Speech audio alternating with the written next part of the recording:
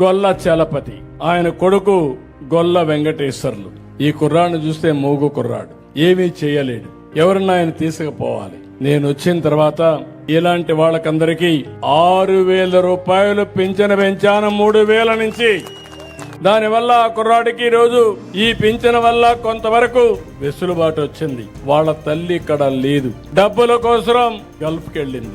అక్కడ 3,000 4,000 సంపాదించి ఆ డబ్బులు పంపిస్తుంది. అంటే ఒక వ్యక్తి యొక్క జీవితాన్ని మీరు చూడాలి. కన్న బిడ్డను ఏ తల్లి వదిలిపెడదు, కానీ వెసులుబాటు లేదు కాబట్టి ఆ డబ్బులు పంపిస్తే వాళ్ళ అత్త మామలు వాళ్ళు చూసుకుంటారని చెప్పే ఉద్దేశంతో వదిలిపెట్టి అక్కడికి వెళ్లే పరిస్థితికి వచ్చింది. ఇప్పుడు ఆ కుర్రాడికి నేను ఆలోచించాను, కనీసం ఇంట్లో ఉండాలి, వస్తే ఎవరన్నా మొయ్యాలి. అందుకే నేను ఆలోచించి ఈ ట్రై సైకిల్ పెట్టి బ్యాటరీది పెట్టి 45,000 రూపాయలతో ఈ రోజే శాంక్షన్ చేసి అతనికి ఇచ్చాను. పాప మగోడు ఆనందం చూస్తే నా కళ్ళలో నీళ్లు వచ్చే పరిస్థితి వచ్చింది. నా జన్మ చరితార్థం అయిందని అది చూసినప్పుడు, ఓ నా కోసం ఈ ట్రై సైకిల్ ఇచ్చారు, నేను కూడా ఊరంతా తిరగచ్చు అనే ఆలోచన ఆ కుర్రాడికి వచ్చిందంటే అది మానవత్వంతో ప్రభుత్వం పనిచేయాల్సిన విధానం అని చెప్పి కూడా నేను మీకు తెలియజేస్తున్నాను.